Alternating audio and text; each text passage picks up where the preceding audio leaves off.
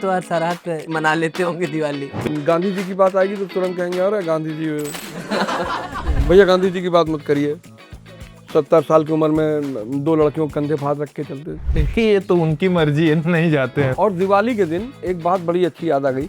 दिवाली के दिन ये जो पुलिस वाले सड़क पे खड़े होते हैं अपने अपने घरों से, हमें उनको भी ख्याल रखिए। ये क्या है, अधर्म पे धर्म। सर धर्म की अवधारणा अब आपकी मुझसे सवाल कर रहे हैं तो मैं थोड़ा डर जा रहा हूँ। ऐसा लग रहा है बाली सामने खड़े। 5 साल के बच्चे के लिए दिवाली एक मौज है, हाँ, है ना।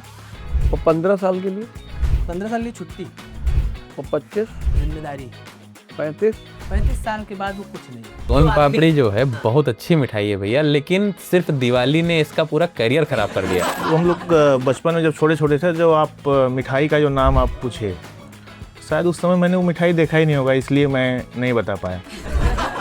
क्योंकि चूंकि इतना गरीबी था, बहुत नीचे से हम लोग आए। हम बता रहे त्यौहार पैदा कैसे हुए।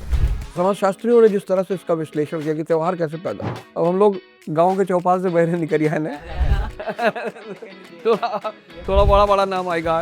एक औरत अपने लड़के का दूध से नहलावत रही, खुशी माँ। तो क्या है भाई, तो उसका डाइवोर्स हो गया था। तो लड़की औरत कह रही थी हमारे लड़का नीले ड्रम से बच गया।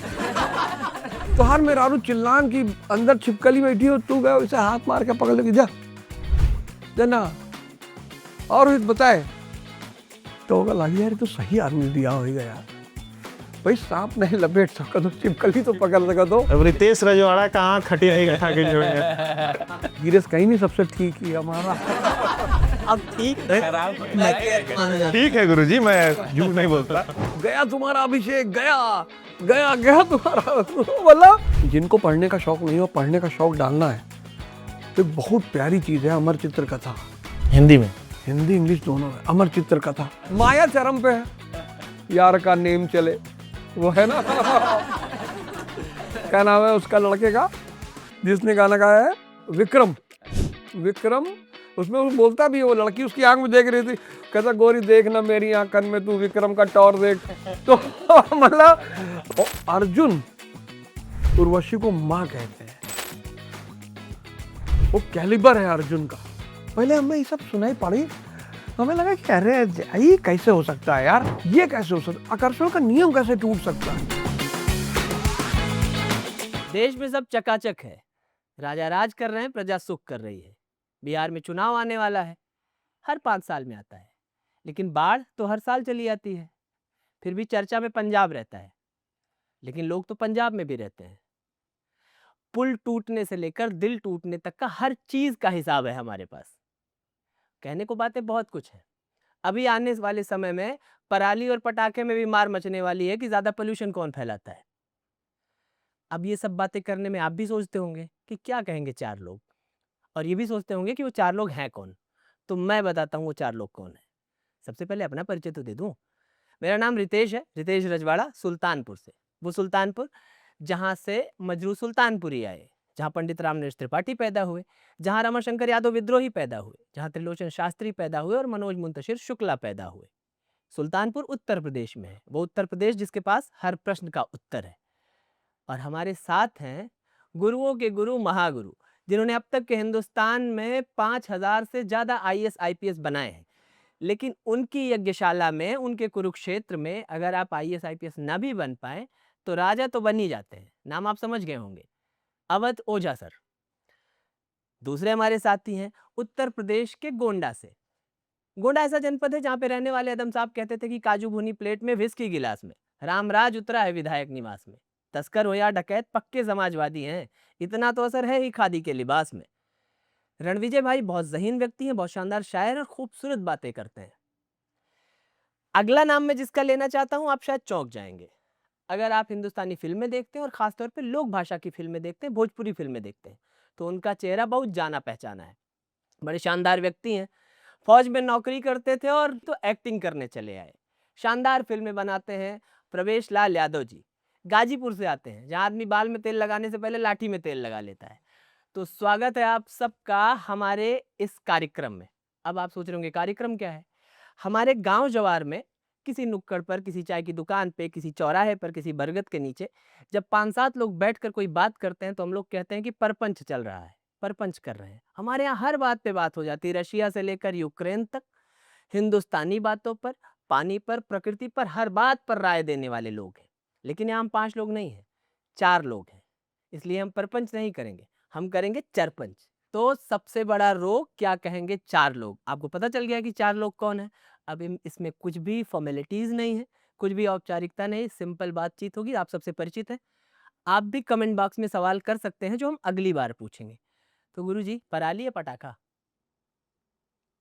मतलब ये बवाल छिड़ने वाला है 4 दिन बाद। पटाखा किस संदर्भ में? अरे पटाखा दिल्ली के संदर्भ में, जहाँ चुनाव लड़के आए। अच्छा, मतलब पोल्यूशन के संदर्भ में ना। हाँ। हाँ, तो ठीक है। सरकार को जब मुंह छिपाना होता है तब वो पटाखे की तरफ आ जाती है, और जब अपने आप को थोड़ा गौरवान्वित दिखाना होता है तो पराली की तरफ चली जाती है। सरकार पर डिपेंड करता है कि उसका कहाँ फायदा हो रहा है। नुकसान दोनों से लोगों का होता है। पटाखा जलाने से बड़ी अच्छी, बच्चे बड़े खुश होते हैं। अब तो बड़े क्या कहते हैं, जिसको हम ग्रीन क्रैकर्स कहते हैं, उस तरह के क्रैकर आ गए हैं। तो हम यही कहा है कि भैया देखो, ऐसा है, पटाखा खूब जगाओ, जितना दगा सको, लेकिन जैसे हर चीज़ का परिवर्तन होता है, तो अब ग्रीन पटाखे का दौर आ गया है कि आदमी पटाखे का भी मजा ले और त्योहार का भी मजा ले। और पंजाब और हरियाणा के किसानों से ये कहेंगे कि सरकार ने जो नीतियां पराली को लेकर बनाई हैं, तो अगर किसान उन पर थोड़ा ध्यान दें तो दोनों समस्याओं को बहुत आराम से निपटा जा सकता है। बचपन में बड़ा अच्छी दिवाली रही हुई है। एक्चुअली दिवाली के बाद नहीं है रणविजय, बचपन में बड़ा अच्छा रहा। क्या बात। हाँ, ये तो है ही है गुरुजी। बचपन में तो दिवाली का अलग एक मजा रहा है। दिवाली का है, बचपन ही त्योहार है। वाह। मामा के यहाँ जाए त्योहार, हाँ। वो कम त्योहार रहा कि भाई मामा के यहाँ जाएगा। तो बचपन चूंकि विचार शून्यता का दौर है, मतलब आदमी बहुत विचारशील नहीं है, तो मुझे लगता है कि बचपन में जितनी भी चीजें गुजरती हैं उनका कोई मिसाल नहीं है। अभी आर्मी में थे, इनका अपना कुछ विशेष अनुभव जरूर होगा।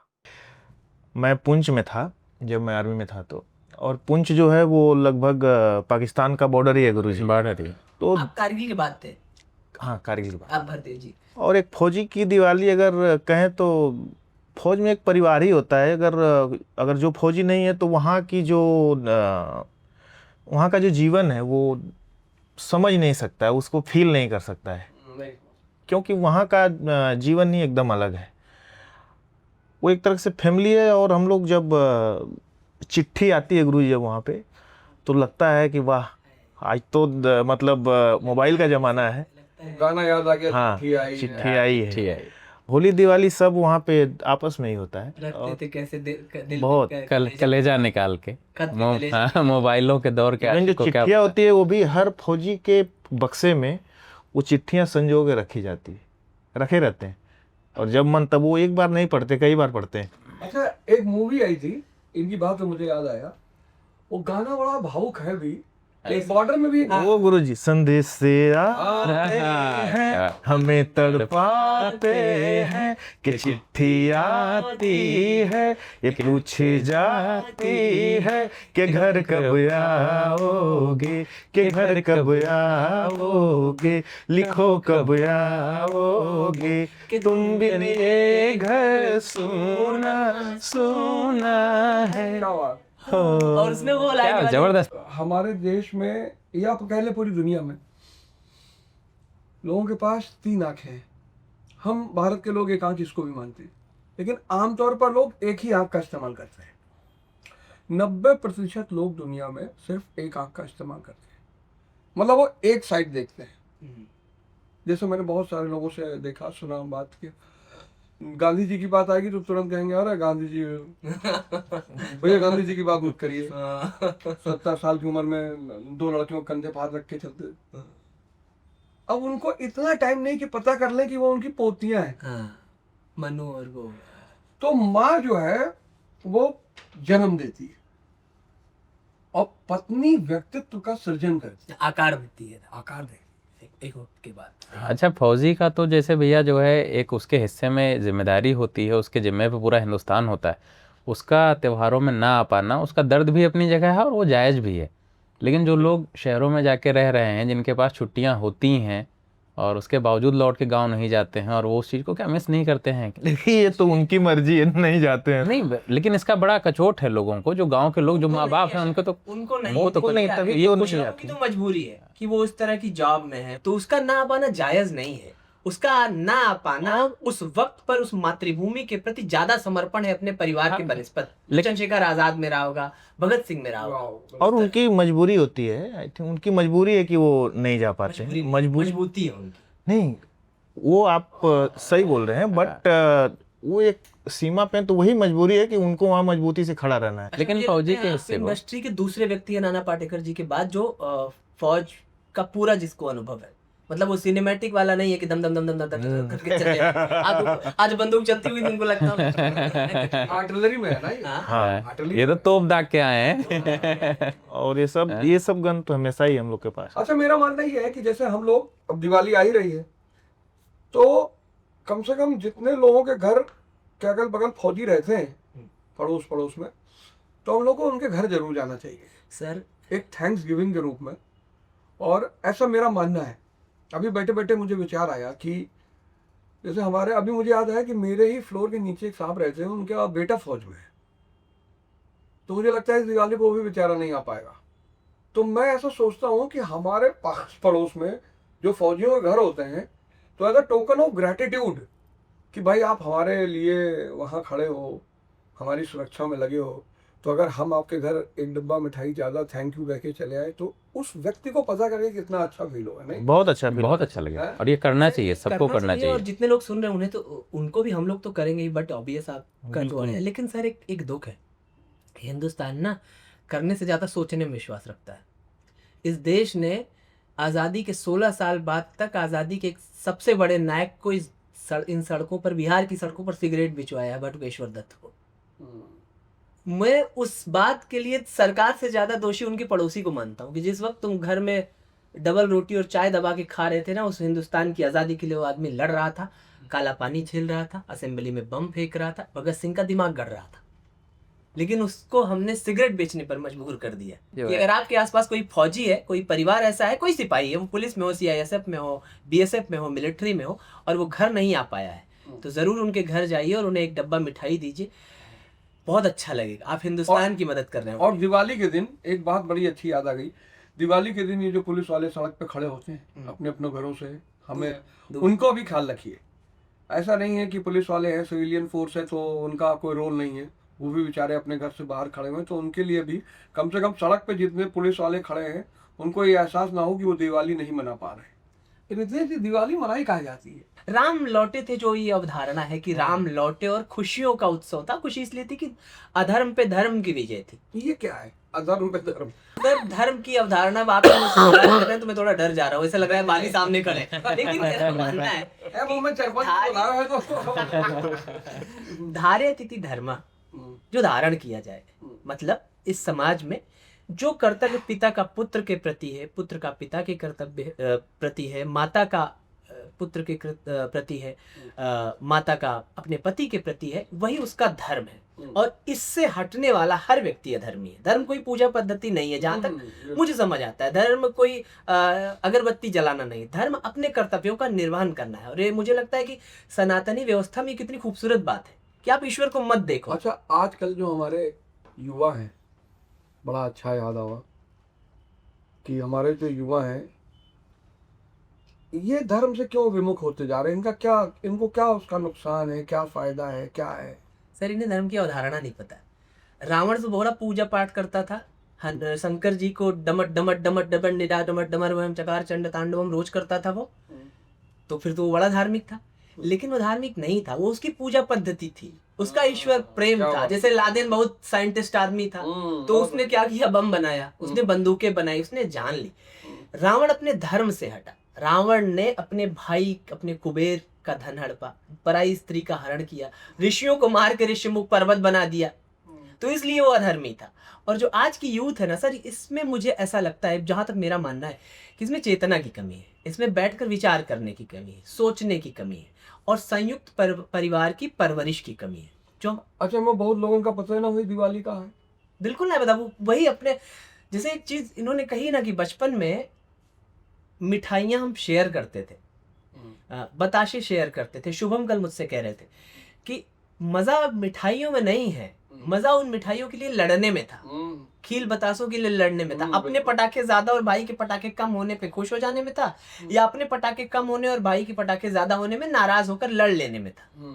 तो जो वो केमिस्ट्री थी ना, जो इमोशंस के अप एंड डाउन्स थे, और कितने विस्तृत इमोशंस थे भाई। चाचा के प्रति मेरा इमोशन, चाची के प्रति कुछ है, बुआ के प्रति कुछ है, फूफा जी के प्रति कुछ है, या अपने परिवार में अपने कजिन्स के प्रति कुछ है, बाबा दादी के प्रति कुछ है, पड़ोसियों के प्रति कुछ है। जो इमोशन का इतना विस्तार था वो सीमित हो गया है। अब मम्मी पापा हैं, खाना खाए नहीं खाए, अपने कमरे में चले गए, मोबाइल निकल गया, रील देख रहे हैं, गेम खेल रहे हैं, जीवन संकुचित हो गया है। तो इसलिए बुद्धि को विस्तार नहीं मिल पा अच्छा, रहा है। एक 5 साल के बच्चे के लिए दिवाली एक मौज है, हाँ, है ना? और 15 साल के लिए, 15 साल की छुट्टी और 25, जिम्मेदारी, 35, 35 साल के बाद वो कुछ नहीं है सर। अब तो आ जाने पे, मेरा एक शेर था, मैं उसका मिसरा बोल रहा हूँ कि अब तो आ जाने पे त्योहार पता चलते हैं, कि अब पता चलता है अच्छा परसों है क्या दिवाली, अच्छा दशहरा बीत गया क्या। ये अच्छा, दिवाली की मिठाई जो है, दिवाली में कौन सी मिठाई जो है सबसे ज़्यादा खाते थे, जिसको बांटने के लिए, जिसके लिए एकदम लड़े रहते थे हम लोग? यार मिठाई बहुत आवत रही, मिठाई बहुत आती थी घर पे। और मुझे लगता है चिड़िया जो आती थी, चिड़ई और भुरकी भुरकी, हाँ, उसमें ना, उसमें अलग अलग किसकी टोपी, अरे हमरे वाले हमारा कलर कौन सा चाहिए, हमारा रंग कौन सा है। परवेज भाई आपको कौन से कलर की जो है ये भुरकी क्या बोलते हैं आपके यहाँ पे? भुरकी को हमको भी अभी याद नहीं है। चिरई बोलते हैं, चिरई कहीं जैसा से, होता था। एक्चुअली हम बताएं, और भी बोलते दही के हैं। साथ हम लोग बाजार जाते हैं तो वो लाते हैं हाँ। चूरा गट्टा के साथ कुछ- चूरा गट्टा जी। हाँ, लाई चूरा उसके साथ गट्टा। कुछ चिड़िया उड़िया बनी होती मिठाई। हाँ, हाँ, यार में क्या बोलते हैं? अरे अपने यहाँ भुरकी बोलते हैं हाँ, उसको। भुरकी बोलते हाँ, हमने चिड़ई बोला था। चिरई बोलते हैं गुरुजी हमारे यहाँ। हाँ, चिरई। और उसके कलर की जो लड़ाई रहती थी, मतलब जैसे मैं हमेशा सोचता था कि मुझे पीले रंग का मिल जाए, और अगर पीले रंग का खत्म हो जाए, स्वाद तो वही है उसमें कलर, लेकिन अगर पीले रंग का, है जो ना आजकल लोग बहुत देश से दूसरे का सोन पापड़ी, सोन पापड़ी आविष्कार किए थे कि तो उनका हेरत है। मतलब हर आदमी सोन पापड़ी का, एक हल्दीराम और सोन पापड़ी, ये सोन कॉम्प्लीमेंट्री पापड़ी हो गए हैं कि सोन जो आदमी- पापड़ी जो है बहुत अच्छी मिठाई है भैया, लेकिन सिर्फ दिवाली ने इसका पूरा करियर खराब नहीं, कर नहीं, दिया। हम बता रहे हैं हमारे चांदा चौराहे पर एक हमारे बड़े पुराने मित्र हैं, विजय स्वीट्स नाम है उनका, ईशू सेठ। तो उनके दरबार मिठाई बहुत क्लास की बनाते हैं। हमारे एक मित्र हमारी पहुंचे उनके यहाँ, चचेरे मामा, शादी वादी देखे आदमी पहुंच जाते थे, वो पहुंचे तो उन्होंने कहा कि सेठ मिठाई दिखाओ। तो उन्होंने 3-4 किस्म की मिठाई के दाम पूछे, जो सबसे सस्ती थी वो कहा ये वाली दे दो, 1 किलो के डिब्बे में 3 पाव। सेठ अपना लुक के दरवाजा सब सेट कर रहे हैं, चाय पिला दिया उनको, पानी पिला दिया, कहने यार सेठ मिठाई पैक कर दिया। सेठ अपने दूसरे काम में लगे हैं, इनको देना उनको देना। कहे यार सेठ हम काफ़ी देर से कह रहे हैं, देर हो रही, मिठाई पैक कर दिया, निकले हुआ। कहने कौन मिठाई, कहने वाली, कहन भैया एक ले जिन जाए का उनके यहाँ केहू खात ना मने 3 दिन कहीं बहाइन जाए, का करे परेशान ले जाए तू, अच्छी मिठाई लेवा न कर, अब की तू मांगा था क्यों न ले। उनका वैसे तो वही है, वही हाल सोन पापड़ी का भी हुआ है कि अभी आपका डिब्बा हम किसी को पकड़ा देते हैं, कोई किसी को पकड़ा देता है, वैसा। ये जो तरक्की शब्द है, इसकी क्या परिभाषा है? हम तरक्की सबसे पूछेंगे जी क्या है तरक्की? तरक्की मेरी नज़र में तो गुरुजी यही है कि मेरी माँ की जो चाहते हैं मैं उनको पूरा कर जाऊं, और उनकी आंखों में जो संतुष्टि दिख जाए, तो मैं ये मानता हूं कि मैंने तरक्की पा ली। व्यक्तिगत तरक्की की अगर मैं बात करूं तो ये मतलब थोड़े लिए संतुष्टि यही है कि हमारी माँ की जो इच्छाएं वो पूरी हो जाए, बिल्कुल, और खुश हो जाए, तो हम तरक्की कहिए। मतलब मेरी व्यक्तिगत तरक्की, मैं इसी को हमेशा से मानता रहा कि मम्मी की जो इच्छाएं हैं वो पूरी हो जाए। मेरी नज़र में गुरुजी तरक्की अब दिवाली के हिसाब से ही मैं बताना चाहता हूँ, क्योंकि अभी दिवाली है। जो हम लोग बचपन में जब छोटे छोटे थे, जो आप मिठाई का जो नाम आप पूछे, तो शायद उस समय मैंने वो मिठाई देखा ही नहीं होगा, इसलिए मैं नहीं बता पाया। क्योंकि चूँकि इतना गरीबी था, बहुत नीचे से हम लोग आए हैं। उस समय दिवाली के बाद जब दिया होता है ना, जो जला हुआ दिया, तो वो हम लोग बटोरते थे और उससे तराजू बनाते थे और उससे खेलते थे। तो वो हमारा खिलौना होता था। हम लोग भी खेले बना कर, सभी खेले। तो एक वो टाइम था, और एक ये टाइम है कि हम लोग अपने मेहनत से यहाँ तक पहुँचे कि अब हम लोग के जो बच्चे हैं उनको जो चाहिए वो मिल जाता है। आज के डेट में उनको अगर पटाखे मिल जाते हैं, छुरछुरिया मिल जाता है, जो मिठाई चाहिए वो मिल जाता है। तो ये मेरी नज़र में एक तरक्की। परवेज भाई के यहाँ की मुझे एक चीज़ बड़ी अच्छी लगती है, ये जहाँ से आए हैं, इन्होंने जो किया, जितना मैं जानता हूँ, व्यक्तिगत मेरे दोस्त हैं इसलिए मैं बता रहा हूँ, कि एक दिवाली में इनको वो मिठाई नहीं पता है जो मिठाई मुझे लगता है इस देश की सबसे सस्ती मिठाई और दिवाली में सबसे ज़्यादा उपलब्ध होने वाली मिठाई है। और आज ये है कि जहाँ तक मैं जानता हूँ कम से कम 300 परिवार की दिवाली और होली वो प्रवेश भाई और इनकी टीम की वजह से होती। बहुत अच्छा काम कर रहे हैं। शानदार बात। त्योहार पैदा कैसे हुए? त्योहार का मतलब ये है कि कोई ऐसा अवसर आए जब आप खुश हो जाए। पहले राजशाही थी, सामंत थे, तो राजा और सामंत तो प्रतिदिन खुश हैं।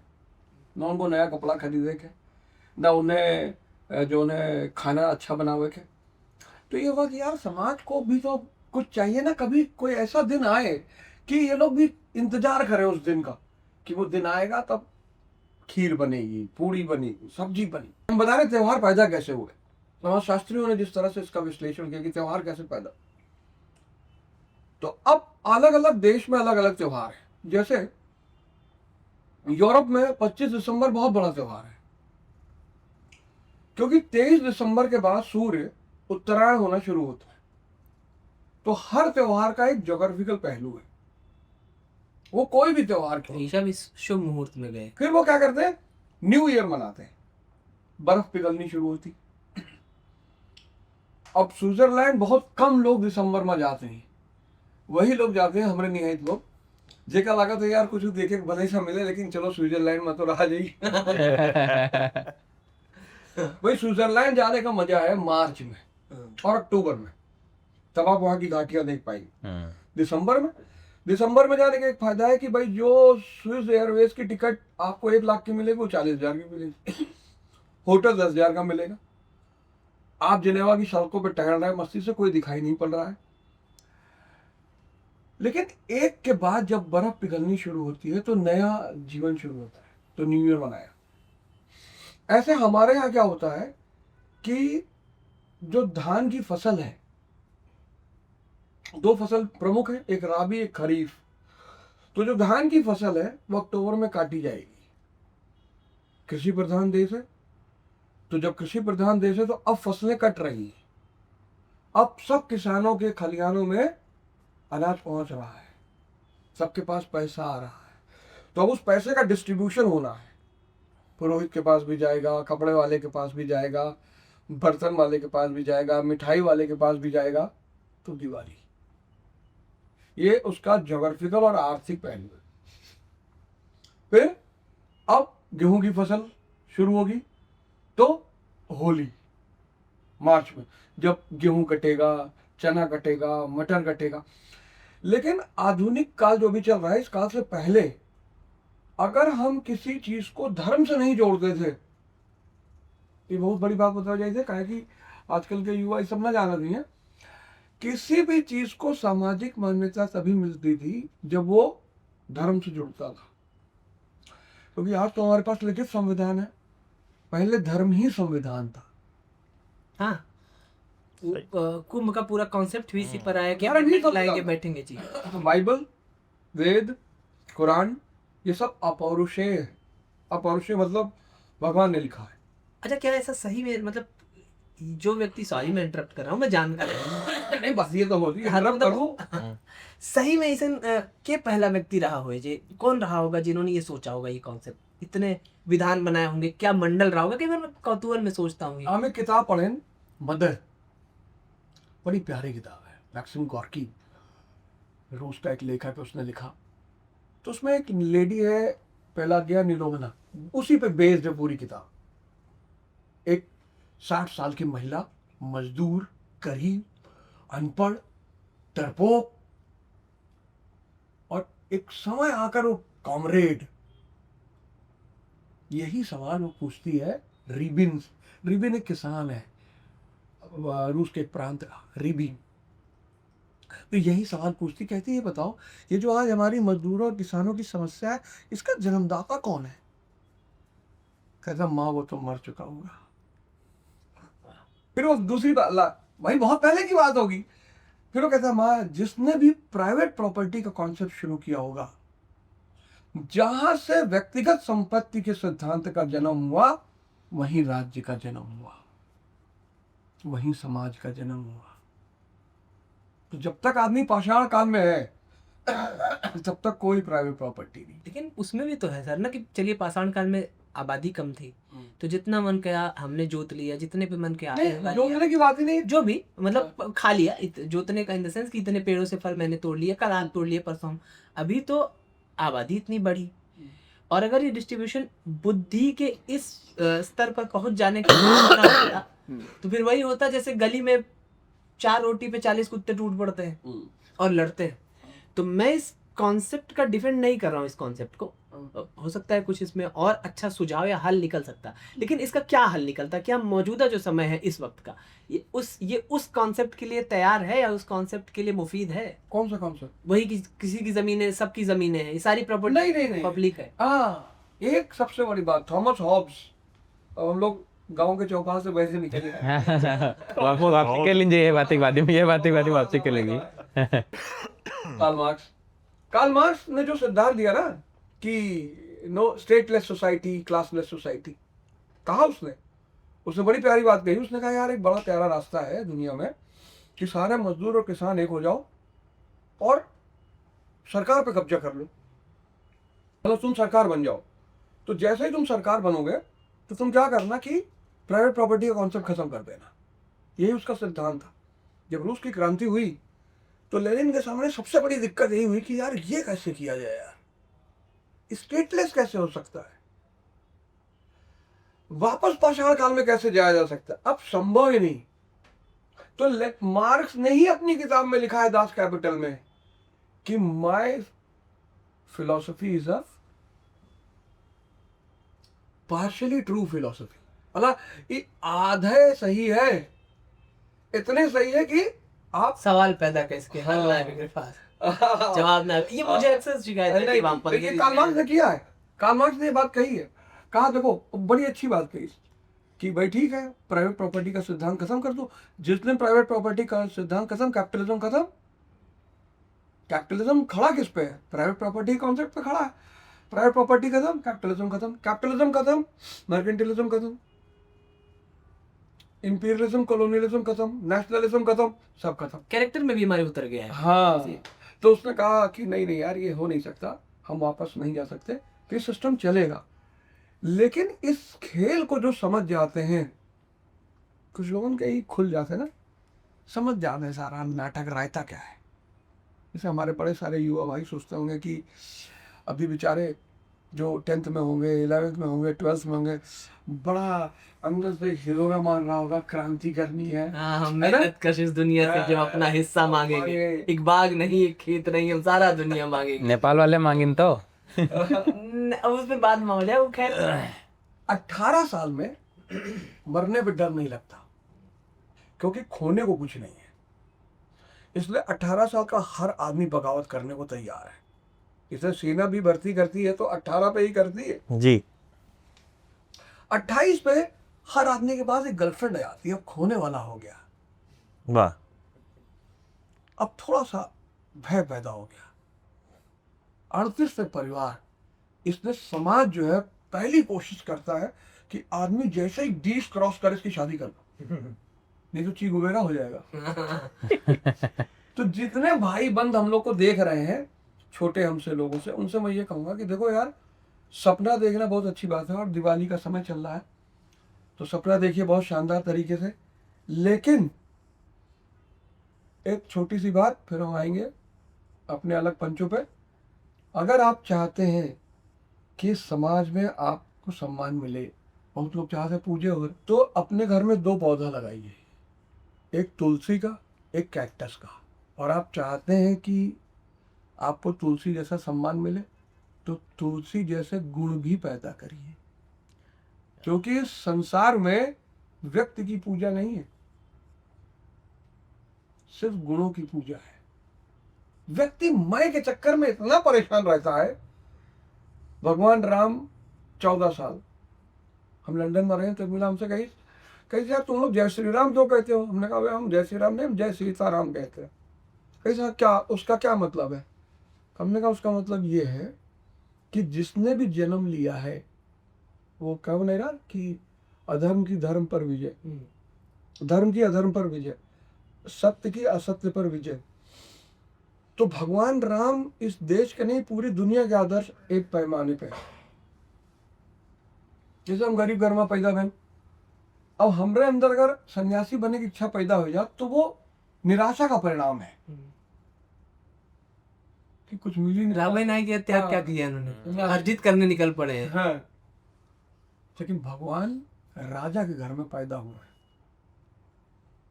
वो भी उनके पिता लास्ट मोमेंट पे कह रहे हैं कि यार कोई जरूरत नहीं है तुमको बाहर जंगल जाने की, मेरा वचन है, मैं समझ लूंगा। कहना मैं जाऊंगा। और 14 साल की तपस्या किस पे? इंद्रिय और मन पे। तो चेतना की विजय हो रही है मन पे। गीता में भगवान कहते हैं कि तीनों काल में जो असत्य है वो असत्य है। असत्य क्या है? जैसे बिल्डिंग है, आज हम यहाँ बैठे हैं, 50 साल बाद नहीं रहेगी, बहुत ज्यादा 100 साल बाद नहीं रहेगी, ठीक है, 200 साल बाद तो बिल्कुल नहीं रहेगी। तो जितनी भी चीजें इन दो आंखों से दिखाई पड़ रही वो सब नश्वर है, वो असत्य है। जो सत्य है वो सिर्फ इस आंख से दिखाई पड़ता है, उसकी साधना करनी पड़ती है, तपस्या करनी पड़ती है। तो दिवाली का एक तो ज्योग्राफिकल पहलू हो गया, एक हो गया आर्थिक पहलू, और तीसरा धार्मिक पहलू कि धर्म से जोड़कर दशहरा, नवरात्र आया, फिर हमने दशहरा मनाया, 10 इंद्रियों पर विजय हासिल की। और फिर जब हमने 10 इंद्रियों पर विजय हासिल कर ली, आजकल लड़के मुझसे बड़ा सवाल करते हैं, कहते सर, आज ही एक लड़के ने मुझे मैसेज किया है कि सर सुसाइड के बड़े विचार आ रहे हैं। तो बिना शक्ति के सपना देखोगे तो कैसे होगा? डिवोर्स केस बढ़ रहे हैं, भाई शंकर जी जहर पी ले रहा, तो कम से कम 1 लीटर दूध है पी लीन करो कायदे से। वही मैं तो हर आदमी से कहता हूँ कि जो लोग चाहते हैं, आजकल एक बड़ा प्रचार चल रहा है नीला ड्रम वाला।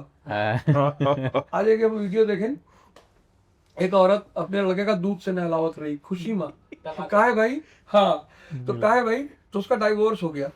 तो लड़की औरत कह रही थी हमारा लड़का नीले ड्रम से बच गया। तो सोचो, औरत जो है ना वो पैदाइशी आधा सन्यासी। क्यों भाई? जो घर छोड़ दे वो सन्यासी। और हमने जिससे शादी की उसने अपना घर छोड़ा नहीं।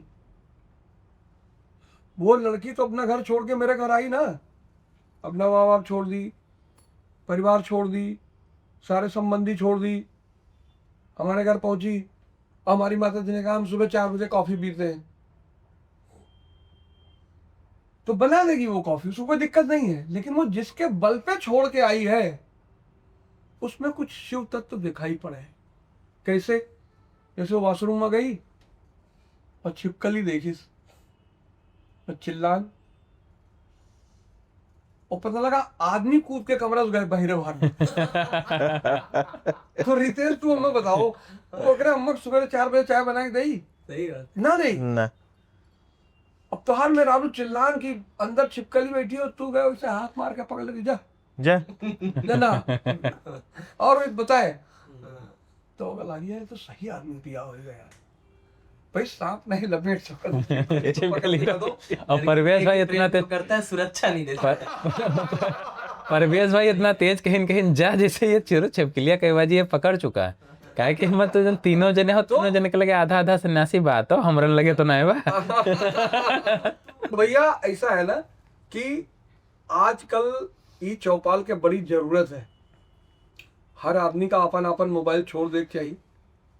और जैसे हम लोग जैसे पहले गांव घर में बैठे रहे, ऐसे हर आदमी का गली मोहल्ले में फिर से ये प्रोग्राम शुरू करे चाहिए कि आज दुबे जी के यहाँ चाय आई, कल शर्मा जी के आई, परसों गौतम जी के आई, फिर सलीम भाई के यहाँ आई, और शाम को बैठकर सब लोग 1 घंटा 2 घंटा बात करेंगे, तभी जीवन में बीपी, डायबिटीज और थायराइड बिल्कुल बिल्कुल कम हुए। कि लोक व्यवहार वाला चौपाल रहा, जहाँ खूब सारी बात हो रही।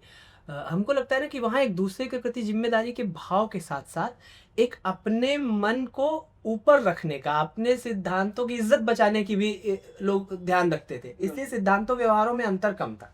लोगों के यहाँ बोलचाल नहीं है किसी झगड़े से, किसी लड़ाई से, लेकिन उनकी बिटिया की शादी है तो 4 पलंग भिजवा दे रहे हैं, रजाई गद्दे भिजवा दे रहे हैं, खुद भी खड़े होकर देख ले रहे हैं, पानी नहीं पियेंगे उनके यहाँ। नहीं, इस सरपंच के माध्यम से कुछ ऐसा करते रहेंगे हर प्रोग्राम में।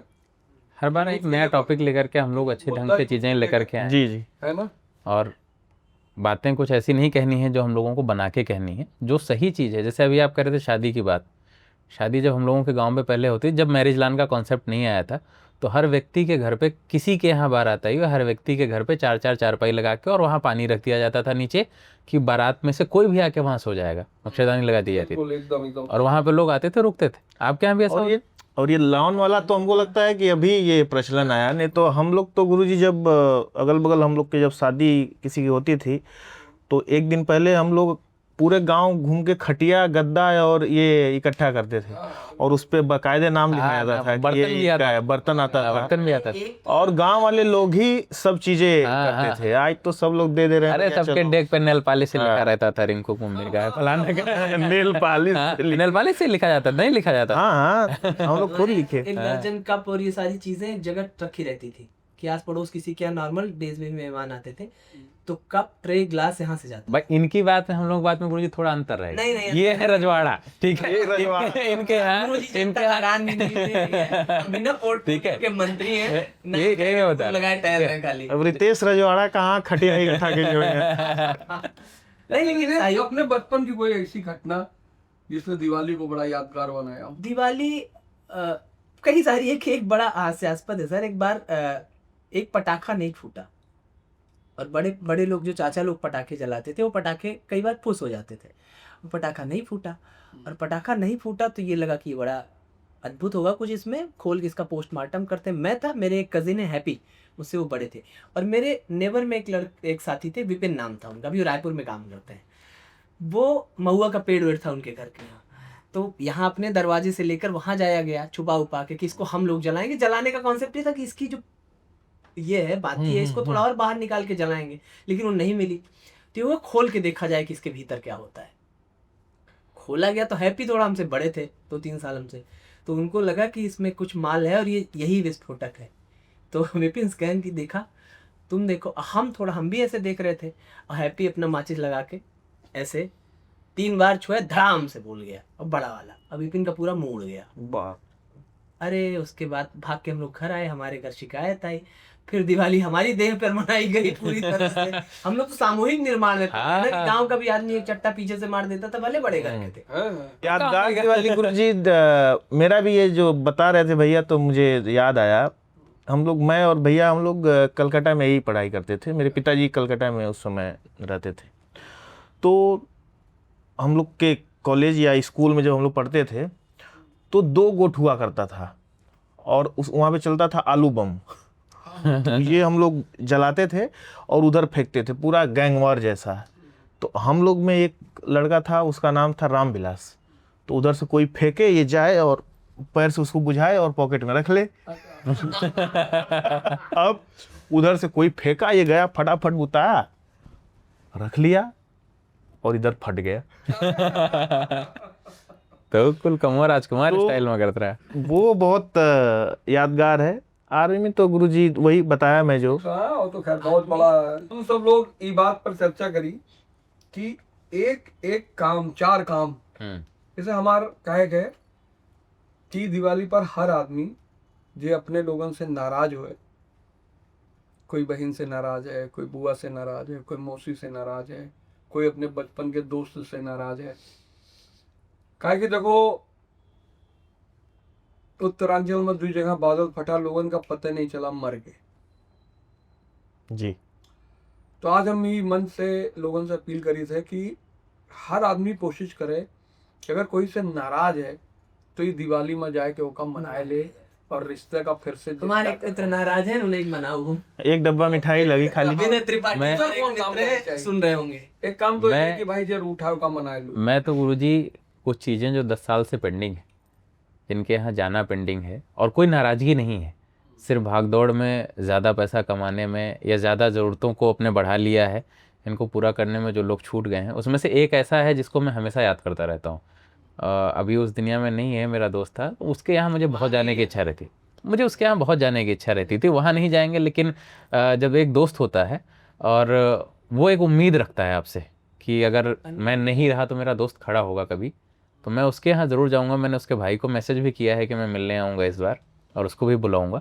तो ये है कि जो लोग छूट गए हैं और जिनके साथ हम बहुत ज़्यादा कस्में खा रहे थे शुरू में, जिनके साथ हम कंधे से कंधा मिला के चल रहे थे या हाथ पकड़ के जिनके साथ रोड पे चल रहे थे, जिसका डर नहीं रहता था। लड़की का हाथ पकड़ के चलने में तो डर रहता है, लेकिन एक दोस्त होता है जिसका हाथ पकड़ के हम 2-3 किलोमीटर चलते थे। तो जो वो छूटा हुआ है उससे मैं ज़रूर मिलूंगा इस दिवाली जाके। बताओ भैया कि तीसरा क्या करना चाहिए? हाँ, मैं तो गुरुजी अपना अगर बताऊं तो जो हमारे रिश्तेदार हैं, जो लोग हैं, उनसे तो सबसे ठीक ही हमारा है। और दिवाली में लगभग मिल भी लेते हैं हम लोग। गांव जाते हैं दिवाली मनाने तो आ जाते हैं हम लोग, तो मिलते हैं। बहुत धीरे से कहीं नहीं, सबसे ठीक है। ठीक है गुरुजी, मैं झूठ नहीं बोलता। लेकिन आज हम लोग फौज पे बात कर रहे थे, तो मैं जब फौज से आया था उसके बाद से जब मैं आर्टिस्ट बना, तो वहाँ पे जब मैं रहता था और जब अपने दोस्तों के साथ मैं लंगर में फिल्में देखता था, तो उसी लंगर में अब मेरी फिल्में मेरे दोस्त लोग देखते हैं। ओहो, बड़ी बात। और उन्हें बहुत प्राउड फील होता है कि मैं उनके यूनिट का हूँ और मैं इस कद पे आ गया हूँ, मैं हीरो बन गया हूँ, प्रोड्यूसर बन गया हूँ, इंडस्ट्री में एक अपना नाम कर लिया हूँ। वो लोग हमारे कांटेक्ट में भी हैं, उनसे बातचीत भी होती है, लेकिन उसके बाद मैं कभी फिर जा नहीं पाया। अपनी 4 बढ़िया बेहतरीन फिल्में बताइए जो मैं देखूं जाकर। अब आप गुरुजी जो मैं बता रहा हूँ, इज्जत घर देख लीजिए, आप औलाद देख लीजिए, राम लखन देख लीजिए। और एक भैया के साथ मेरी फिल्म थी जो मैं प्रोड्यूस किया था, निरहुआ हिंदुस्तानी। निरहुआ हिंदुस्तानी, अच्छा ठीक है। राम लखन, औलाद, इज्जत घर, निरहुआ हिंदुस्तानी। उसके अलावा भी आप साजन देख सकते हैं, आप यूपी 61 देख। व्हाट्सएप पे जी हम आपको भेज देंगे।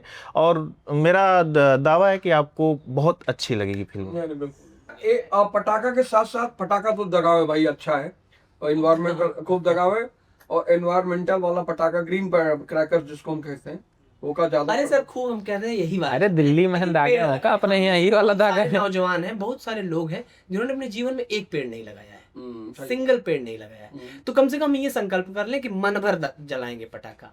लेकिन अगर हमने बजट बनाया है 5,000 रुपए का, तो उसमें हम 500 रुपए के पेड़ भी ले आ लेंगे, और पेड़ 5 अगर आ गए उसमें तो 1-2 तो लग ही जाएगा। तो पटाखे भी जलाएं। 500 रुपए का पेड़ और 500 रुपए की एक ऊनी शॉल आवती, जेका लोई कहा, ताकि ठंडक बहुत पड़ी।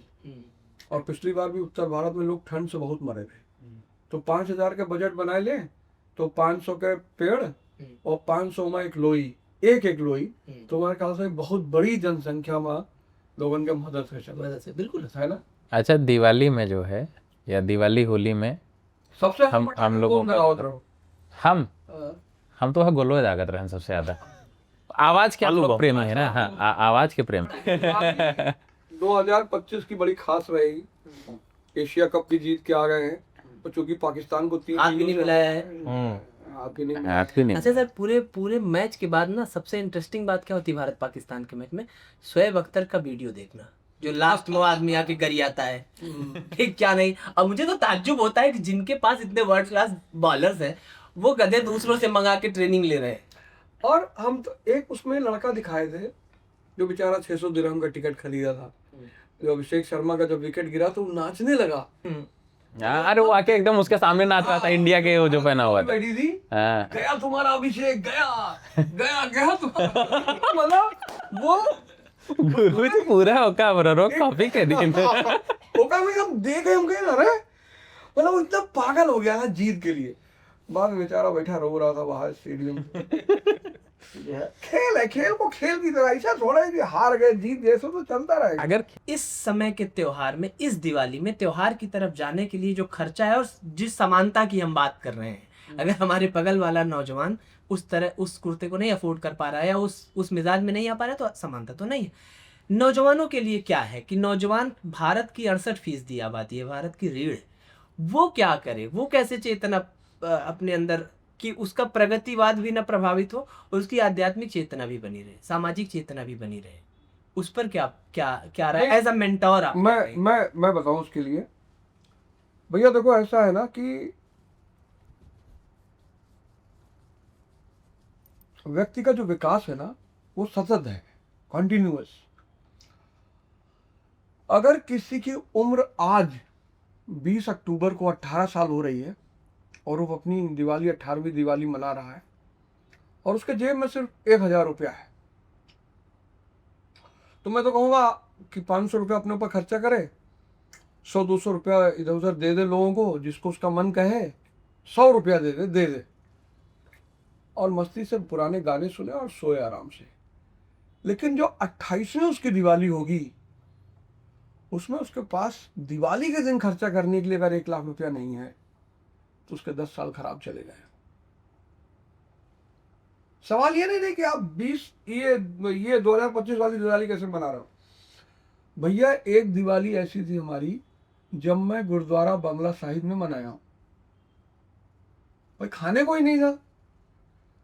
जब इस बार हमको टिकट मिला आम आदमी पार्टी से, तो हम पार्टी ऑफिस से निकले और निकल के अपनी गाड़ी में, मेरी गाड़ी में जितने लोग बैठे सबको उतार दिए इंडिया गेट पे।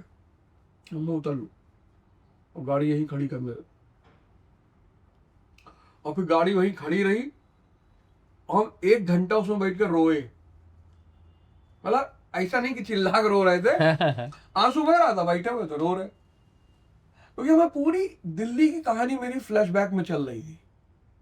कब आए, उतरे, 20 रुपया जेब में है, आजादपुर मंडी जाना है, किंग्सवे कैंप जाना है, 14 रुपये किराया है, प्यास लगी है, पानी पीना है, और न जाने कितनी चुनौतियां हैं।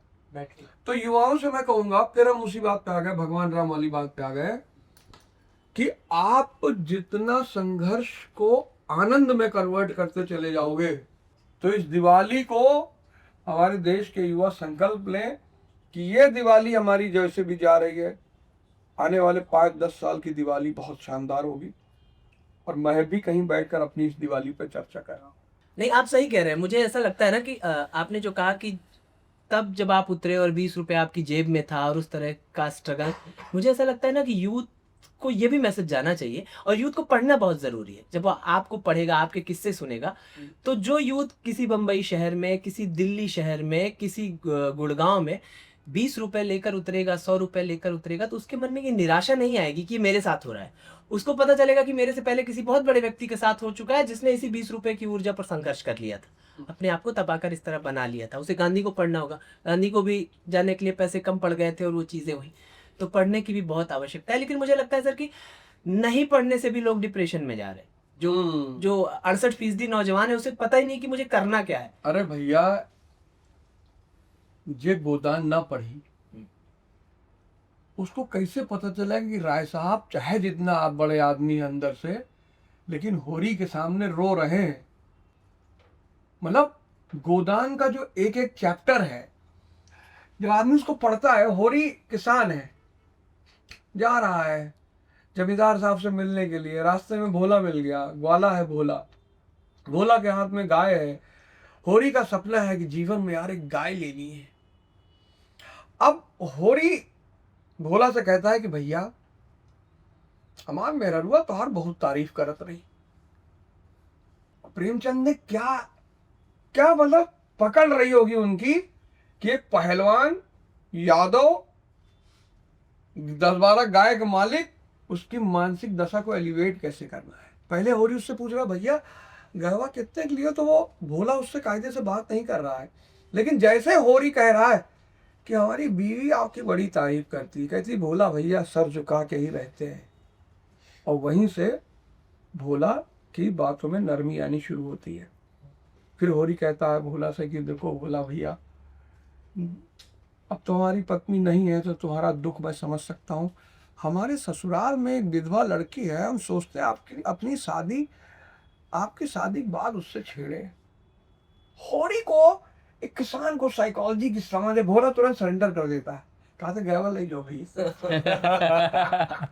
तो जब आप पढ़ेंगे, अगर ये बात, ये जो हमसे बहुत लोग पूछते हैं कि यार ये बताओ, ये जो तुम फॉर्मूले निकालते हो R=I, relation depends upon interest, ये कब से निकालते हो? आज मैं बता रहा हूँ, इस फार्मूले को मैंने गोदान से निकाला था। और होरी को पढ़ के निकाला था। जैसे ही होरी भोला से कहता है पहले चैप्टर में कि भैया, भोला भैया सोच रहे हमारे ससुराल में एक है लड़की विधवा, बढ़िया लड़की, उसकी शादी आपसे करा दें। पैसा ही बोला, कहता भैया, और ये कहता मेरे पास पैसा नहीं। कहता पैसा कौन मांग रहा, भाई भाई के बीच में कौन सा पैसा होता।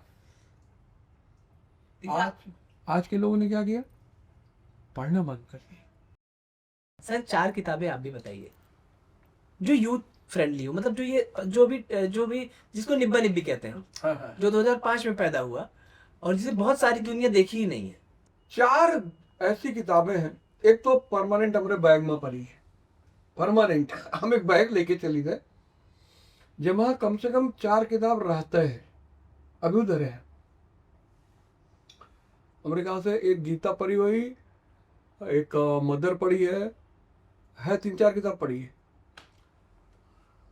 एक तो मदर सबका पढ़े चाहिए, हिंदी में है ट्रांसलेटेड, इंग्लिश में तो बहुत अच्छी बात। अगर परिवर्तन सीखना है कि परिवर्तन कैसे होता है, कौन से फैक्टर्स जिम्मेदार होते हैं परिवर्तन के लिए, और खुद को परिवर्तित करना है, तो किताब बड़ी प्यारी।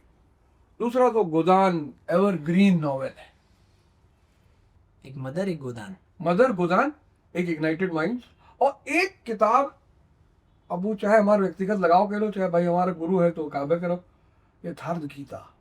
बहुत शानदार किताब, बहुत शानदार किताब, नेताजी भी कह रहे मैंने खुद भी पढ़ी है, मतलब भी पढ़ी। राग द्वेष काम क्रोध, इस चक्रव्यूह से बाहर कैसे निकलना है, उतने सरलतम ढंग से किसी किताब में नहीं लिखा हुआ है।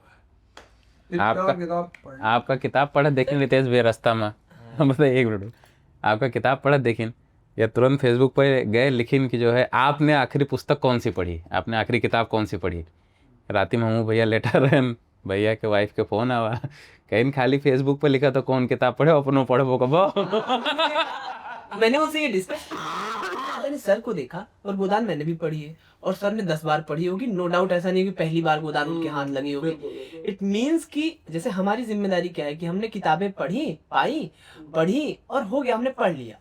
पढ़ के बचा कितना है, क्योंकि हमारा स्टोरेज भी पुराना होता रहता है, तो एक बार जब आप रिकॉल करते हैं तो बहुत सारी चीजें नहीं आ जाती। गुरुजी, किताब जिनको पढ़ने की आदत नहीं है वो सुन सकते हैं क्या?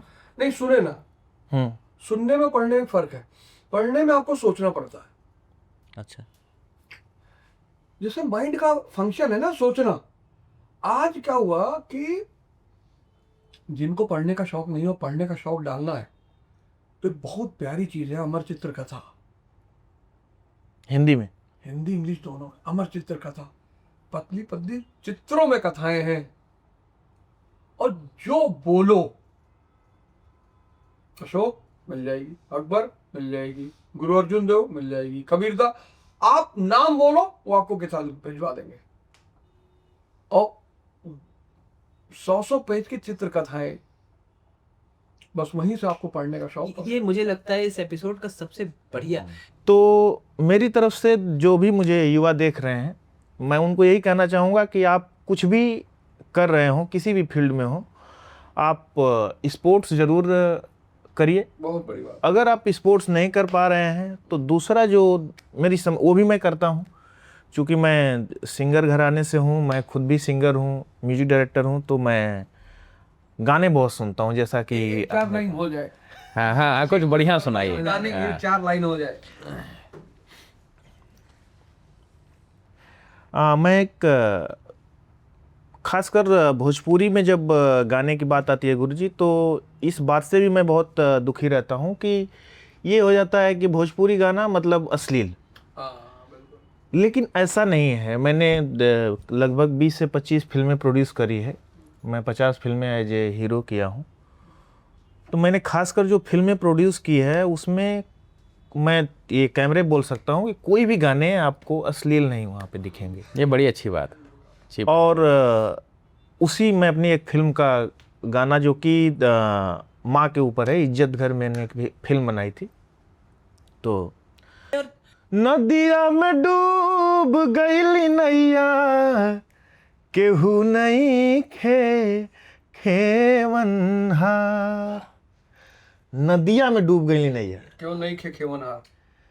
नदिया में डूब गई नैया, केहू नहीं खेवनहार। ममता के डोर ममता के डोर, ममता के डोर ना बिचाला, लागल माया के बाजा। क्या बात शानदार भाई। ममता के डोर ना बिचाला, लागल माया के बाजार।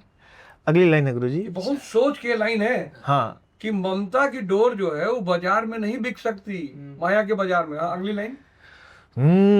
दुख सुख सही के, भूखे पेट रही के, दूधवा पियवली माई, क्या बात, अचरा सरीखे। सुख दुख सही के, भूखे पेट रही के, दूधवा पियवली माई, अचरा सरीखे। नदिया में डूब गईली नैया, केहू नहीं खे खेवनहार। ममता के डोर ना बिचाला, लगल माया के बाजार। वाह, बहुत शानदार, बहुत शानदार है भैया। लेकिन सर एक संकट है, मेरा ऐसा मानना है, मैं इसमें गलत हो सकता हूँ, कि जिन नौजवानों ने किताब खरीदी है उसमें 80% नहीं पढ़े होंगे, या बहुत लोग पढ़ रहे हैं तो कह रहे हैं कि यार किताब मेरे अंदर नहीं गई, या फिर इतनी भी अच्छी नहीं है। तो मैं किसी से चर्चा कर रहा था, किसी बड़े व्यक्ति से, तो उन्होंने कहा ना कि ये किताब मैच्योर पाठक के लिए। तो वही मैं आपसे पूछने वाला था कि हमारी यात्रा शुरू कहाँ से हो जो मैच्योर पाठक बना दे हमको। अमर चित्र कथा, अमर चित्र कथा। मैं तो कहता हूँ भैया, किसी के बर्थडे में जाइए, बच्चों 4 किताब पैक करा। और हम तो माँ बाप से ही कहेंगे कि भाई देखो, अगर आप, मेरी बेटी है, हम उसको एक मुद्दा देते हैं, जब ये लोग घर आती हैं तो हम इन लोग को मुद्दा देते हैं, ये मुद्दा फंडामेंटल राइट्स। मतलब हमारी बेटियां और हम सरकार की तरफ, पत्नी और 1-2 लोग सब विपक्ष में बैठ गए और फिर चर्चा होती है। उससे मैंने देखा कि बच्चों पे बड़ा सोचने का विकास बहुत, ये माँ बाप नहीं कर पाते। थोड़ी आप ले जाइए इनको मॉल में ही बैठिए। हम जानते हैं सोसाइटी में जो लोग रहते हैं उनके लिए मॉल जाना बहुत जरूरी है, नहीं तो पागल हो जाएंगे। जिनके घरों में छत नहीं है वो आधा जेल में रहते हैं। हाँ, रहते ही बिल्कुल रहते हैं। सही बात, बिल्कुल रहता है। मैंने जो मेरा सोसाइटी का जो अनुभव है कि सोसाइटी के लोग डिप्रेशन में क्यों रहते हैं, वो सिर्फ इसलिए क्योंकि उनके पास छत नहीं। छत नहीं। और ये बहुत लंबा वक्त वो घर में बिता रहे हैं। आ रहा है भाई साहब, आप घर में चले जाइए, 1 कमरा, 2 कमरा, 3 कमरा, 4 कमरा, बस कुछ ओपन ही नहीं है। तो जब हम गोंडा जाते थे और देखते थे कि जैसे अंदर बेचैनी हुई तो छत पे चले आए, छत पे चले आए तो ऊपर आसमान, फिर तो सारा दिमाग ही खुल जाता था, विचार भागना शुरू कर देता था। तब मुझे उस दिन पता चला कि यार ये बात है। हमें पहले लगे कि यार दिल्ली में इतनी बेचैनी काहे होती है यार। तो फिर सबसे पहला काम मैंने किया कि मकान चेंज करो, विला में, फ्लैट में नहीं रहना है। अच्छा, अभी मैं रिलेट कर पा रहा हूँ आपके कह पाने से कि सही में हम मॉल चले जाते हैं, सड़क पे निकल जाते हैं तो बुद्धि खुल जाती है। बुद्धि खुल जाती कुछ है। भी कर ले, लेकिन वो बिल्कुल, यहाँ के घरों पे तनाव दूर हो pressure जाता बना है। रहता भैया हम अपने बच्चों को पीवीआर में मूवी देखने भेज देते हैं, एक शर्त पे भेजते हैं कि बाहर निकलोगे तो स्पेस से लिखोगे, ये जो मूवी देखो इसमें मुझे ऐसे चाहिए। और हम बाहर बैठ के अपना आराम से लेखन, जो 4 बैठे हुए लोग आ रहे जा रहे। तो सोसाइटियों में जो लोग रहते हैं, अब भगवान का आशीर्वाद है कि हम नहीं लिए, पर सब नहीं अफोर्ड कर सकते हैं ना, सबके लिए संभव नहीं है। किताब सुनने के साथ दिक्कत क्या है, आप सुन रहे हैं। जैसे मैंने एक बार कहा अपने एक स्टूडेंट को, अभी भदोही में हूँ, हमसे कहा कि सर 2 मेस लिखे सिलेक्शन नहीं हो रहा है। तुमने उसको गाना दिया, मैंने कहा ये गाने का मुझे एक्सप्लेनेशन चाहिए। आया दूसरे दिन, कहा गुरुजी पहली बार मैंने गाने की लाइनों पे सोचा है। अरे लोग गाना सुन रहे हैं 10 साल से, तुम अगर साथ देने का वादा करो, लेकिन उसके मर्म पे नहीं जा रहे। एक तुम ही नहीं तन्हा, उल्फत से मेरी रसूआ, इस शहर में तुम जैसे दीवाने हजारों हैं। क्या आत्ममुग्धता है उसकी। लेकिन पुराने गाने पे तो हम सोच भी सकते हैं ना, अब के गाना गुरुजी क्या सोची, नंबर लिख गाना भाई वो माया चरम पे है, यार का नेम चले, वो क्या नाम है उसका लड़के का जिसके गाना गाया है, विक्रम। हाँ। विक्रम, उसमें वो बोलता भी है, वो लड़की उसकी आंख में देख रही थी, कहता गोरी देखना मेरी आंखन में तू विक्रम का टॉर देख। तो मतलब उसकी जो लाइनें है ना, अरे बहुत शानदार, मतलब हम दिन में एक बार उसको सुनते हैं बस। अरे इसलिए नहीं सुनते कि मतलब उसमें कोई दर्शन है, माया का इतना बढ़िया चित्र उस लड़के ने किया, वो जो भी है मैं नहीं जानता हूँ, लेकिन बहुत शानदार। वहां से तो गुरुजी ये भी उठा सकते हैं। एक ही दृष्टिकोण भी है उसका। हाँ, नोट जितना चल रहे हाँ। या का नेम चले। ठीक है सर, जो ये बिल्कुल सही बात है कि ये आपका दृष्टि था, आपकी दृष्टि तपी तपाई दृष्टि है, योग की दृष्टि है, तो आपने ये देखा। बहुत नए लड़के इससे गलत रास्ते पर या गलत तरह से इसको लेते हैं। मैं गाने की खराबी नहीं, उनकी चेतना की कमी को मानता हूँ। जो ये रील की चपेट में है, मोबाइल की चपेट में, इससे कैसे छुटकारा मिले, एक बात इस पर भी होनी चाहिए। हाँ नहीं बिल्कुल ऐसा है ना कि मम्मी दूध पिलाने से पहले मोबाइल पकड़ा दे रही है। हमने, हाँ उन मम्मी की भी दिक्कत है। हमारी मम्मी घर में रहती थी, इनकी मम्मी को बैंक जाना है। आज की मम्मियों के सामने भी जो चुनौती है ना, उसको बेचारी को भी तो ऑफिस जाना है, उसका भी अपना काम है। अगर वो इसको पहला, हमारी मम्मी के पास एक हथियार क्या था, चार चांटा मारी हम खुद ही दूध पी लिया। हाँ सर, concept clear तुरंत हो जाता है। क्लियर था, उस समय तो चीजें थी। हर आदमी को पीटने को तैयार था पहले। अब क्या है, कोई मारना नहीं चाहता अपने बच्चों को। भाई हमारे घर में दो छोटे छोटे बच्चे हैं, बड़े साले का बच्चा है, वो लड़का कुछ भी करता है उसकी माँ उसको कोई बोलती ही नहीं। अरे नहीं बाद में सीख जाएगा ना, मैंने कहा बाद में कुछ ना सीखी। यही लागे जो चलो लाई दी जो सही कहा है। सबसे पहली बात जो मैं इस देश के हर माँ बाप से कहना चाहता हूँ कि देखिए आपके पास समय नहीं है, मैं मानता हूँ नहीं है। इस देश में बहुत आश्रम है, शांति कुंज उनमें से एक है हरिद्वार में, ऐसे न जाने कितने आश्रम हैं। आप अपने बच्चों को साल में एक बार किसी आश्रम में छोड़िए, 1 महीने के लिए, जहां उनको यम नियम प्रत्याहार साधना ये सब सिखाई है। क्योंकि देखो भैया ये बातें ऐसी हैं जो सुनकर आप नहीं कर पाओगे।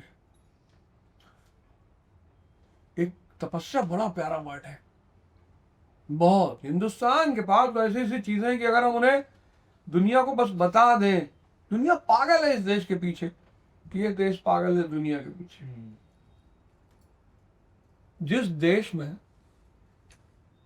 उर्वशी आती है अर्जुन के पास, उर्वशी अप्सरा है और अर्जुन उर्वशी को मां कहते हैं, वो कैलिबर है अर्जुन का। पहले हमें ये सब सुनाई पड़ी तो हमें लगा कि अरे ये कैसे हो सकता है यार, ये कैसे हो सकता, आकर्षण का नियम कैसे टूट सकता है। तपस्या, लेकिन उसके लिए गुरु अनिवार्य है। महाराज पुरु से उनका रिश्ता भी तो था, इस वजह से भी ये विवश रहे। अच्छा गुरुजी, ऐसे जैसे गाने पर लिखा जा रहा है, अगर किसी लड़के को ये गाना मिल जाए कि नंबर लिख 9897 उसके आगे डम डिका डम, तो अब इस पे क्या लिखेगा? इसका मतलब बौद्धिक शून्य है। और ये 100 मिलियन के गाने हैं भाई। है नहीं घर में, पिछले कमरे में घुस के कुछ तो करेंगे। अरे उसमें तो चेतना जग रही लोगों की गुरुजी, उसमें तो सीधा चेतना जग रही है, उसमें नहीं दिक्कत है। नहीं सर, आपने सही कहा। मुझे लगता है कि आज के शो का जो मूल तत्व निकल कर आया, जो किताबों पर बातें हुई, जो साहित्य पर बातें हुई, और दिवाली तो ऐसे भी शिक्षा का त्यौहार है, तो हम लोग बचपन में अपनी किताबें ले आकर रख देते थे। आपने एक बहुत प्यारी चीज़ कही, वो मैं महसूस करता हूँ, ये सारे पाठक महसूस करते होंगे कि पढ़ते वक्त ना, जब हम पढ़ते हैं कि चुटपुटी शाम थी, सूरज डूब रहा था, खेतों से चरवाहे अपने जानवरों को लेकर लौट रहे थे, एक खेत में बुढ़िया काम कर रही थी, तो हो सकता है हमारे जानवर गाय हो, किसी का जानवर भैंस हो, किसी का जानवर बकरी हो, किसी की बुढ़िया के बाल सफ़ेद हो, किसी की साड़ी काली हो, तो जो अलग अलग चित्र बनते हैं हर थॉट में, तो सोचने को विस्तार देता है। तो मैं तो यही कहूँगा, सारे मतलब आपने कह दिया है, इसमें क्या ही औपचारिकता, ऐसा कुछ है नहीं, कि हम सब यही चाहते हैं ना कि दिवाली के दिन लोग किताबों के साथ भी बैठे पढ़ें और ये संकल्प लें कि हम महीने में एक किताब तो पढ़ेंगे, कोई भी पढ़ेंगे। क्यों? बिल्कुल बिल्कुल। और मैं ये कहना चाहूँगा दिवाली पे कि लगभग हमारे यूपी और बिहार से जितने लोग भी मुंबई या कलकत्ता या दिल्ली या दुनिया के किसी भी कोने में अगर जाते ही, तो वो लोग इस बार अपने घर पे दिवाली मनाएं। कहीं भी हों, अपने घर पे आएंगे तो उसका कई फायदा है कि राम लौटे थे भाई, आप भी लौटिए और अपने रिश्तेदारों के साथ, माँ के साथ, बहन के साथ आप लोग दिवाली मनाइए, क्योंकि अपने आसपास हैं तो दिवाली है, नहीं तो काहे की दिवाली। पटाखा फोड़ लेना दिवाली में पटाखा भी फोड़िए, थोड़ा पटाखा बचाइए एकादशी के लिए, जिस दिन हड़ा हड़वाई खेला जाता है, खूब आग वाग लगा के कूदा जाता है, हड़ा हड़ाई बहे पुरवाई फलाना पुरम होए लड़ाई, वो भी कीजिए, दरिद्र भगाइए, कांद खाइए, सब चीज़ का मजा लीजिए। नहीं बड़ा अच्छा, हाँ, दरिद्र भगाने का बड़ा अच्छा रोल होता था। सुबह 4 बजे महिलाएं उठ के जाती थीं और वो उसी समय फेंक आती थी, वो झाड़ू सूप, इसी बहाने वो नया भी आ जाता था और वो पीछे मुड़ के नहीं देखती थी। फेंकने के बाद वो आके फिर नहा के और उस घर को जो है फिर उस समय माना जाता था कि अब ये शुद्ध हो गया है, अब यहाँ से जो भी खराब चीज़ें थी हम ले जाके घूर में या किसी ऐसे सिवान में फेंक दिया कि अब ये लौट के हमारे घर में ना आए। एक्चुअली मुझे लगता है सर कि वैचारिक वैमनस्यता का भी दान था।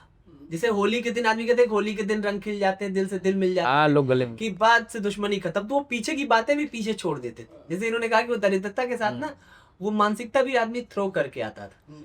तो मुझे लगता है आज दिवाली पर बात होनी थी और दिवाली पर हमने पता नहीं कहाँ कहाँ चले गए, हमने बहुत सारी बातें की है, लेकिन फाइनल बात महागुरु से ही खत्म हो तो ज्यादा अच्छी रहेगी। नहीं, मैं यही कहना चाहूंगा कि भाई ऐसा है कि दिवाली खूब शान से मनाइए और एक काम करिए, पश्चिम को जो भी उसकी उपलब्धि है टेक्नोलॉजी में, साइंस में, वो सब ले लीजिए, उसके लिए बिना तो हम अधूरे रहेंगे। लेकिन जो पूरब की उपलब्धि है अध्यात्म की, उससे भी जुड़िए। तो टेक्नोलॉजी के साथ साथ अध्यात्म, जब ये दोनों का मिश्रण हो जाएगा तो फिर मुझे नहीं लगता भारत जैसा कोई देश हो पाएगा। बिल्कुल सही बात। हम क्या करते हैं, हम या तो फिर मॉडर्नाइजेशन के चक्कर में पड़े हुए हैं, या फिर जब हम बीमार हो जाते हैं तो हम अध्यात्म की तरफ आते हैं कि भैया योग करने से डायबिटीज ठीक होती है। तो ऐसा हो ही काहे कि डायबिटीज हो जाए। सही बात। तो इस दिवाली पे हम सब ये व्रत लें कि हम आइंस्टीन को भी नहीं छोड़ेंगे, लेकिन हम बुद्ध का भी और राम का भी साथ पकड़े रहेंगे। मुझे लगता है आगे वाली जनरेशन बहुत अच्छी है। और जो इन्होंने कहा कि अपने माता पिता, नात रिश्तेदार, परिवार, बुजुर्ग साथियों का भी ध्यान रखें, इस दिवाली पर घर वापस लौटिए। हम सब जब अपने शहरों में जाते हैं कमाने के लिए तो हम सब के दिमाग में, दिल में ये बात रहती है कि एक दिन लौट जाएंगे, लेकिन हम कभी नहीं लौट पाते यार।